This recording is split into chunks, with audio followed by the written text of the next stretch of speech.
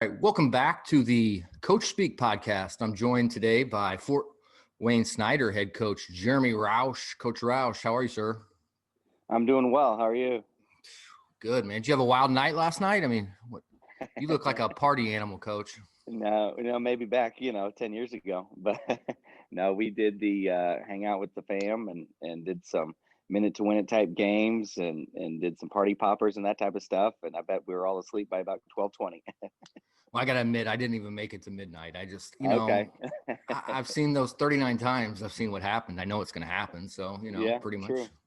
Yeah, same old now. All right. You have a heck of a season going on here.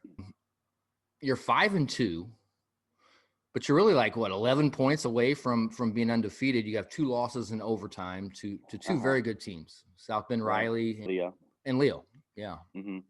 So, just talk a little bit about that, 11 points. Yeah, I mean, to have started with a 5-2 record and adding on Leo, because they weren't, initially on the schedule, was kind of one of those COVID editions. Adding on Elkhart was a COVID edition, and having beaten Elkhart and narrowly been defeated by Leo, in addition to wins over Maryville and Northside win those. I think we're in a good place. I really do. I think that from the outside looking in, there's probably a lot of speculation that losing 8 seniors, losing a junior all-star to a prep school, that the cupboard is bare. But having been here now 5 years and a program's kind of in place, the culture's starting to become in place, and it truly has been a next man up where it's neat to see guys like Carson Jenkins and Aiden Lambert and senior Jade Moore get this recognition and get the opportunity to perform now, because if you ask them, they probably felt like they were ready a year or 2 ago, but they bought into being a part of the process and they bought into being a part of the team and showed some patience to where now they're ready to excel, and they've been doing that so far. What is your philosophy? What advice or what methods, how have you approached that to get your team to buy in? Well, we keep iterating these types of stories. My first year, we had a kid, Mike Barnfield, who was on JV as a junior, turned into an all-conference player as a senior, hit a game-winning shot in a big game, and turned into a college basketball player 2 years after he was a JV junior. So you never know, if you keep working, if you just master the art of showing up and get a little bit better every day, then your time will come. And there's so much, especially in Fort Wayne, probably in Evansville too, there's so much transiency where if they're not the guy, they're likely to go try to be the guy maybe somewhere else.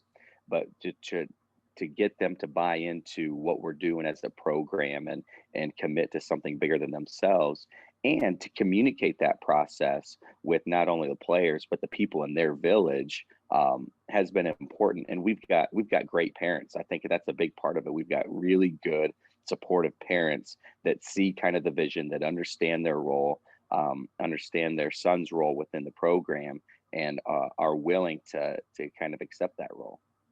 You lost Michael Ely to prep school. It's kind of hard not to think, what if we had Mike? Carson Jenkins and Aidan Lambert, 2 juniors, have stepped up, and kind of makes it easy to forget. So talk a little bit first about Carson Jenkins. Where did he come from? Was this something that you saw coming along? Obviously he was around and on the team last year, and he was good, Sure. but 25.3 points per game. He's shooting over 40% from 3. He's playing at a high level right now, Coach. Yeah, he really is. And he's had that ability. He walked in as a freshman as probably one of the best shooters in the program. And we do value shooting. We do a lot of shooting, and we take pride in developing shooters. So for him to walk in with his ability as a freshman says a lot about the work that he had done prior.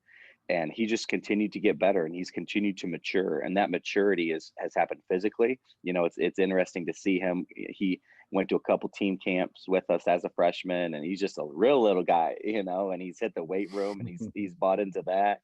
And he, mentally and emotionally, he's a good-natured kid, but a lot of times, you kind of have to redirect him and get him to stay on task and make sure he's engaged in drills. And he's done so much better with that this year. He knows that he kind of has to now. He's in more of a leadership role and more of a high responsibility role. But we always believed he had the ability offensively to do this. He scored 20 points as a freshman against Northside, scored 18 as a freshman against Maryville. Last year, he scored 18 against Carroll in a big road win, didn't miss a shot. So scored 18 or 20 against the so he's had it in him. He really has. But it was just a matter of getting the opportunity to do it every night. And now he has that and he's taking advantage of it. Tremendous worker. I mean, I was talking to my wife I'm talking to my wife about him the other day. And she remembers a few years ago, we were getting ready to go to dinner and go see a Snider football game, but we couldn't go until he had hit so mmany shots on the gun so I could put the gun away. Like, he's that type of guy. Always, he's coachable. You know, if you want to help him get to another level, whether you're his high school head coach or if you're a skills, trainer, if you're AAU coach, like he wants to improve his game. He has that ambition. And so, that shows a lot about his character as well. What schools you hearing from on him, early? It's still obviously early and certainly with all the recruiting changes and stuff like that, it's going to be a little different, I think. So he's starting to get a lot more NAI interest, and there's a lot of really good schools around here in the NAI and obviously in the Crossroads and WHAC, all that.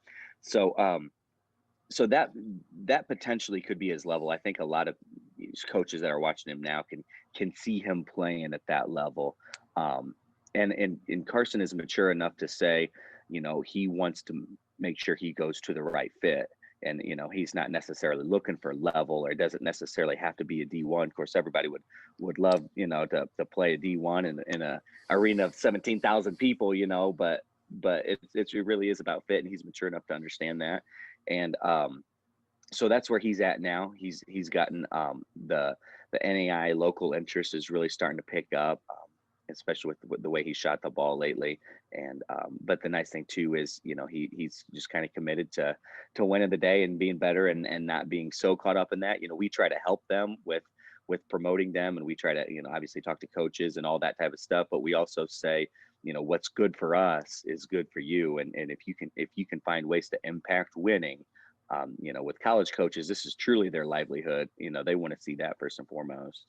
Yeah, you guys get it up there at Snider. You've been around in it, and I've been so impressed by the NAIA guys. I've gotten into it this year, and I know it sounds like I don't know what it sounds like, but I just wasn't as familiar with those guys as I was. But I've gotten to know those guys, and there are some really good coaches at the NAIA level, and obviously the Crossroads League it's just an impressive league. It's incredible. There was, I think last week, there might have been 5 or 6 teams within like a certain 50 or 60 mile radius that were in the top 25 in NAI. It's unbelievable, just the competitiveness and how many good coaches and how many good people who are the coaches are, from IWU, Grace, Indiana Tech, St. Francis, Goshen. It's unbelievable how fortunate really our high school guys are in this area to be in front of, this many quality programs, and not be that far from it. Because I was in Southern Indiana for 6 years myself, and, I wasn't aware of how many good basketball programs at the NAIA level are in Northern Indiana.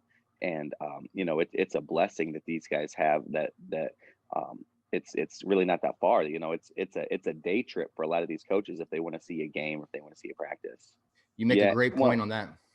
And on the flip side, I've encouraged a lot of those coaches to go check out the ball down there, because there's a lot of guys that, they might not be good enough for USI. I mean, that's a high level program. They might not be good enough for a D1 like a UE, but there's a lot of guys that might have the ability and the willingness to travel a little bit. Obviously it's 3-4 hours away, that could play NAIA ball. Yeah, you were at Southridge for what, 5-6 years? So I was head coach for 4, assistant for 2. So I was there for 6 years. How'd you like your time there at Southridge? Oh, I loved it. That was my first job coming out of college. And so there was speculation that they were looking to make a hire as an assistant coach and English teacher where if it worked out, that guy would move into the head coaching role a couple years later, because Coach Dunk was ready to kind of get back out of it again. And so that was really what kind of piqued my interest about going down there, was having the opportunity at kind of a young age to take over a program. And so I went down there, didn't know a soul, and left. And I still talk to a lot of those guys every day, and by email, and we have, lifetime friends from down there. And obviously the kids are awesome, and still stay in touch with a lot of those former players. So we really, really loved being down there, and just the passion for basketball was special. I mean, it was really neat. I mean, if we didn't have a couple kids and have the tug to come back home a little closer to family, we'd probably still be down there. Yeah. So your buddy is Heath Howington, who's the head coach of Memorial. Yeah. And you guys started a really cool thing this year, your podcast this spring. I really enjoyed listening to that. Yeah, really cool podcast series. How'd that all come about? And what was your experience like with that? It's kind of been something that's been in the works for a few years. And last, I guess it would be 2 Julys now, we did our first in-person thing, what we called a think tank. We got maybe 8 to 10 coaches in a room and hotel in Indy, and just went through all that we could talk about: offense, defense, drills, rebounding, just anything that we wanted to bring up, and just pick each other's brain. And that was so invigorating to have like-minded coaches in one room at the same time, that we kind of wanted to find a way to build on it. And so that's kind of what inspired Feel for the Game. And, there was no better time to do it when we were all stuck at home anyway. And just to have that opportunity to learn and to connect, with other coaches, it was really neat. And it's something that's kind of taken a pause since we're in our own seasons right now, but it's definitely something that we want to continue and kind of see where it goes. Who's somebody that you really like to learn from when you were growing, up as a coach? Well, I think that's a really good question. And from a standpoint of kind of being in my own little box, I really admired my high school coach, Coach Busick, the way that he communicated and the way that he got us all to kind of buy into one mission. Because I wasn't a very good basketball player. I was a good role player and could hit an open shot if I had to. But if it came down to kind of guarding somebody, he'd probably put in somebody else. But we all kind of understood our role, and he had a great mind for the game. And so he was kind of the first person that instilled a love for the game. And really, because I was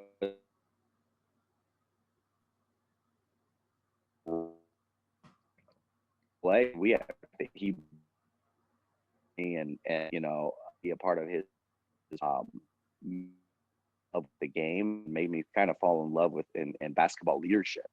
And from there, having been for 4 years, coaches,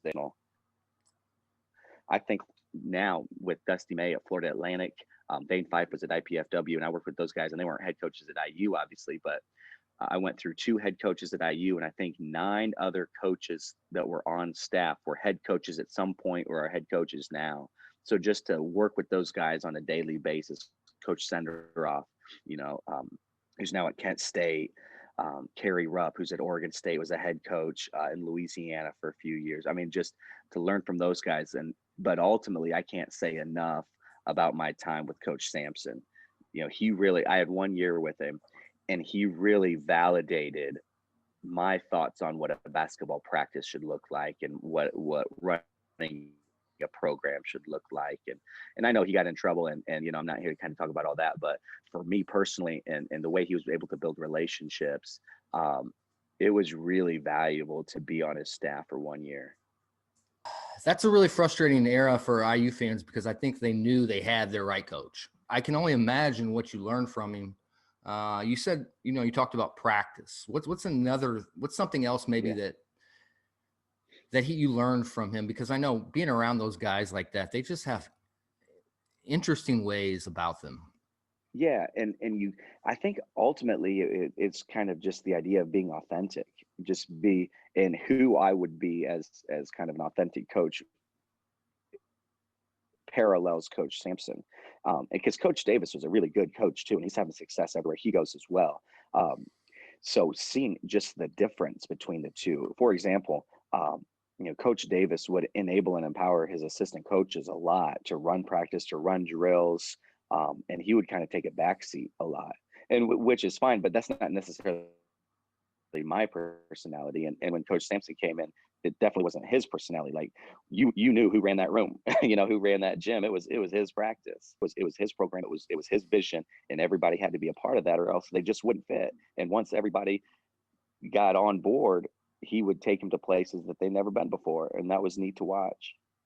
All right, let's get back a little bit to your team, because we could sit here and talk about old IU stories forever. Heck yeah. I'll talk a little bit about Aidan Lambert. He's a kid I don't know a whole lot about. You talked about him. You believed in him. Mm-hmm. But, he's a kid that I'm just kind of becoming familiar with. Yeah, and Aiden is a case who he played on the freshman team, got moved up halfway through to JV as a freshman, played JV as a sophomore. I'm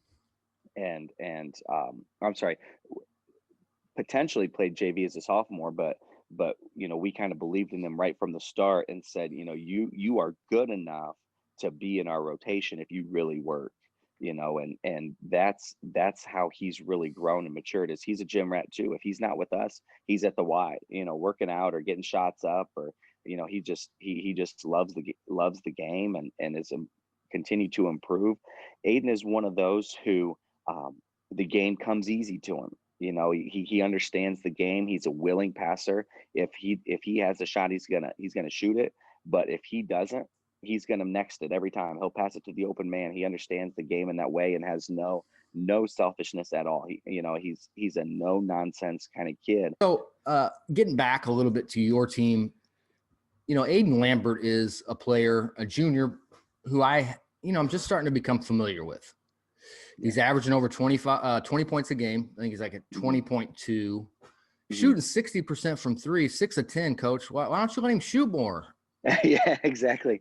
So the funny thing is he can shoot it. And at the beginning of the year, he was starting to get this on the report. They would tell him that they would tell other coaches would tell their players that he's a driver and he couldn't shoot.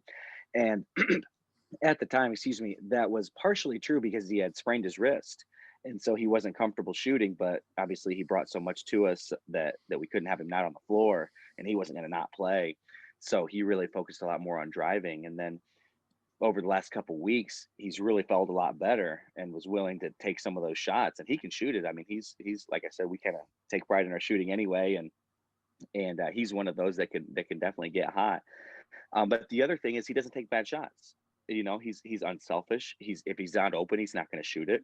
When he drives, he recognizes secondary defenders and he makes the right pass every time. And he's tremendously athletic. And it's for those reasons that I think college coaches are really starting to become intrigued by him. They see him. They kind of know what Carson can be. Carson is a good offensive talent who's got kind of a lead guard. Aiden is intriguing because he could be a potential, big time college prospect if he grows another inch or two. And with his athleticism, he's just now kind of starting to put some muscle on, and with his understanding of the game and his ability to shoot and drive both, he could really be a high impact player and at the right fit. Who's your best player or your hardest worker? Who is your hardest worker? Man, that's a good question.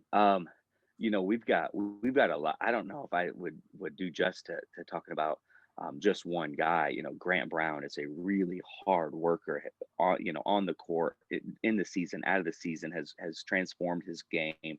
Elijah Davis, we're glad to have him this year, and he's a tremendously hard worker. He just understands and studies the game. And I think that's a big reason for our success too, is guys are settling into their roles, and they're high character kids who are all really good hard workers. Talk a little bit about Jade Moore. Jade's averaging 11 or so per game. Okay. Yeah. So Jade is, and between Jade, Carson, and Aiden, I don't know that I've had a team that has had 3 guys score 27 or more, especially we're only in 7 games, and so these guys at any game can just flat get buckets, and that's what's neat to see, and is also how they play so well together and they make each other better. So here's a story on Jade Moore. Jade came to freshman tryouts. He's a senior now, and dunked on a kid in freshman tryouts. Like, okay, well, he's probably going to make the freshman team at least. So he gets moved up to JV. but his sophomore year, he injures his knee. And so he's out the whole season. And then junior year, he's, because we hadn't really seen a lot from him, he started on JV, and we knew what he could do, but he kind of had to prove it to himself, and he kind of had to prove it to us about his ability to guard and to play at that speed. So he finally, midway through last season as a junior, we bring him up, and he hits two big time threes against Homestead in the second half, one at the end of the third quarter and one at the start of the fourth. And we ended up winning that one on like a 3/4 court shot. So, I mean, those threes won us the game in a sense. So now he had really solidified his role with us. 2 games later, he's in at the end of the game, and we're down 10 with 45 seconds to go. And Jade Moore hits a 3 at the buzzer to win the game. So, he's got that in him. You know what I mean? He's got that toughness and that competitiveness, and he's got the ability to create his own shot. And he's a tough shot maker. You know, I don't love mid-range pull-ups. You know, I'm kind of on the trend of I'm with you. You know, okay. But you know, with Jade and a little bit with Carson, you have to live with some of that. Especially with Jade, because when he gets cooking, I mean, it doesn't matter as long as his shoulders are at the rim. It's a good look for him. And that's what happened at Leo. A couple games into it, he was starting to get the report of not being a shooter, and we kind of all knew that it was just going to be a matter of time where he gets hot, and you know, he scores, I think, 30 points against Leo or something like that, and carries us in the second half, where, you know, they had a big run and started to get away from us a little bit. So he's an excellent scorer. He's a good rebounder on both ends.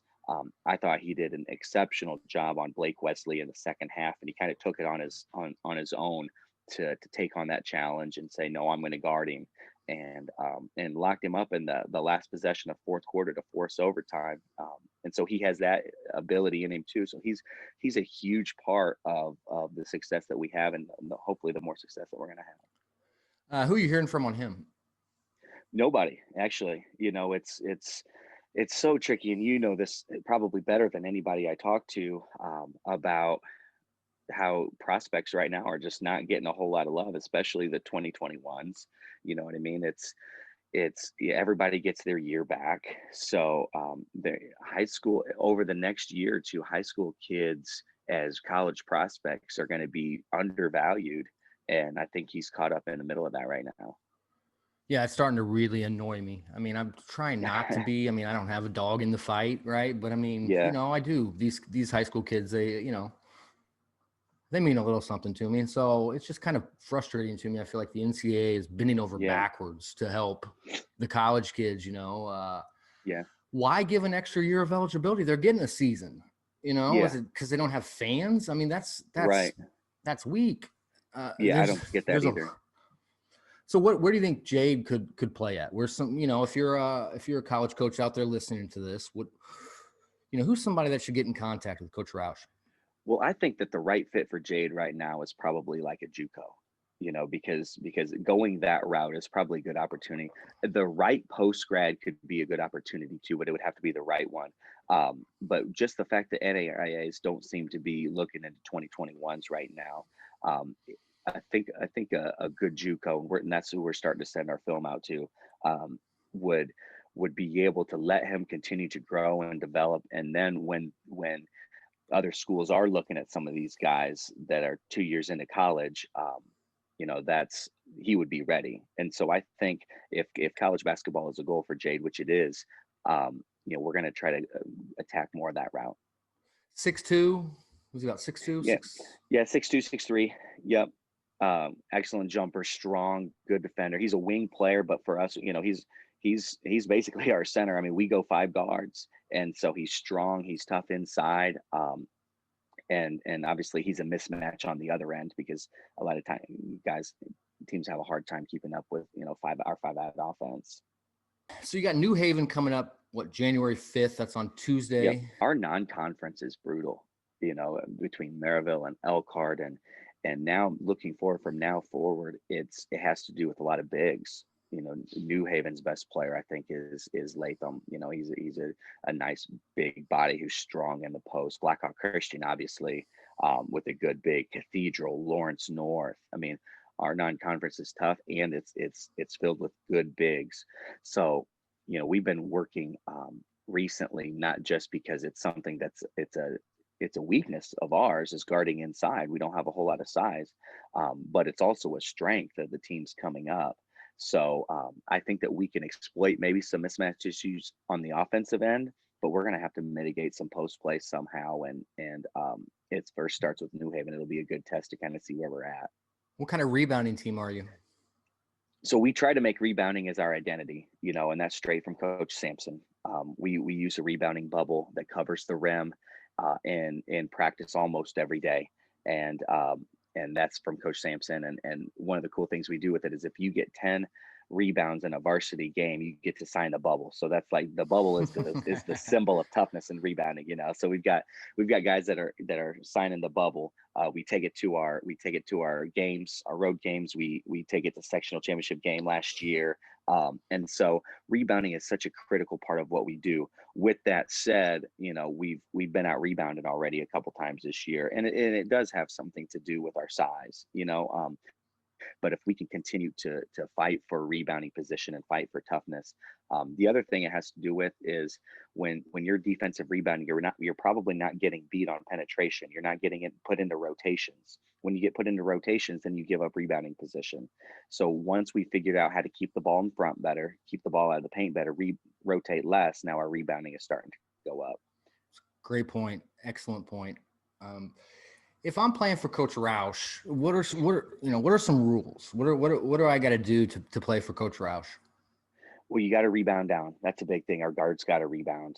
You got to sprint the floor, play unselfishly, and then if you have an open shot, shoot it. We do a lot of shooting drills. We want the flow of the game to be rather fast. We want to make pace and tempo and fatigue a part of the game, and so we got to.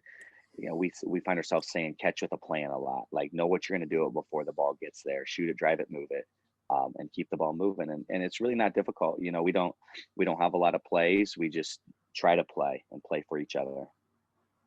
What do you love about coaching? Just seeing that growth and just to build the relationship with the kids. And obviously it's the competitive part. But, I've been communicating this more recently too, is I have to know my role. I would love to be able to just make this. I don't know actually if I would love it, but there are people that would love to make it just a chess game and walk it down the floor and run a play every time. But that's not my role. My role is to let the players play and to help them with a couple guiding principles and to play in space and to play unselfishly and let them do the work and to watch them do it and to watch them kind of get going offensively and defensively in the bench. I don't know if there's anything more rewarding. Before I let you get out of here, what are your plans in coaching? Do you want to stay in high school coaching forever? Are you a lifer, or is this something, you want to move on to college? Yeah, I don't know.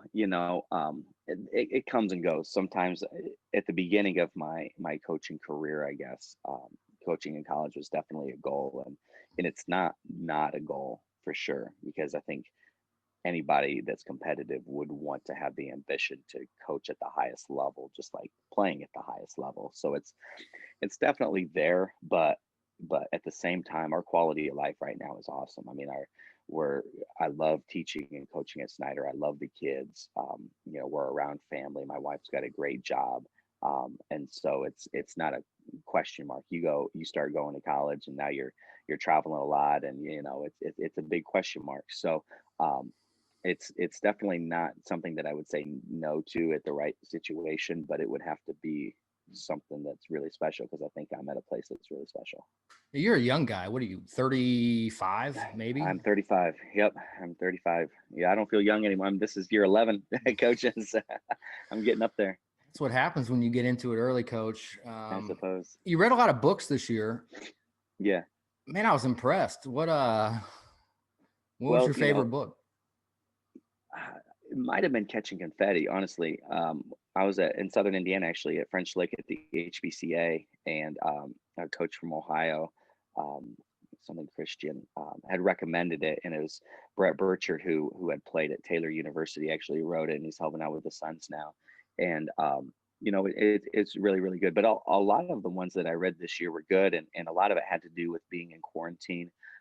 During quarantine, I had a stretch where I ran for like 45 straight days, just 2 miles, which is about 20 minutes for me. So instead of music, I would just either put on a podcast or an audiobook. And so that's kind of what helped me get through those a lot. And what a year of like, learning and growth and reflection. I mean, obviously it was brutal and challenging for a lot of people, but it was also an opportunity to learn and to grow and to spend more time with family. I've never had a June since middle school. I've never had a June where I didn't have basketball. Before I let you get out of here, I talk a little bit about your staff, because I know the guys that are there beside you don't always get the love, but man, for a good program, they make it or break it. Yeah, and I appreciate you asking about them, because it was something that was going to be a real big question mark going into this season. Not only do we lose 9 players, we lost 9 varsity basketball players, and we lost 5 assistant coaches. And the assistant coaches that we lost were really good and had been with the program for multiple years. And for just whatever reason, work demands, family demands, going to a couple other opportunities, whether it could be high school or another high school or a college coaching opportunities. It's been cool. We've sent 2 guys on our staff to assistants on college staff now. So it's neat to see that kind of blossom a little bit. But to answer your question about our staff this year, it was going to be a big question. In fact, I went to Twitter, I went to social media, and asked if anybody knew of anybody in the area that would be interested in coaching, and landed a really good guy in Evan Hutchinson from that. He's a Southern Indiana boy, went to Scottsburg and played some college ball, and he's in the area now, and he's doing an awesome job with our JV, and is responding to the kids, and the kids are responding to him, and he's got such a good temperament with them, and he's doing excellent. And we got really lucky with a varsity assistant. His name's Edward Dyson, and coaches from the East Coast. And I got confused on his application because he said he was currently employed in Maryland. And I'm like, well, how in the world is this guy gonna coach for us? But he's a remote instructor, and they're all virtual. So he moved. He got married a couple months ago, and his wife's from Fort Wayne. So he's with us now. He played college ball. He played at Austin P. He played overseas in Japan and Africa. Great personality, loves the kids, loves being in the gym. That's all he knows. And he's been really good. And then a local kid who was at Columbia City, and now he's 22, kind of finishing up college. His name's Jordan Bechtold. He's leading our freshman coach. Big personality, fun, kind of loving kid. The kids love him.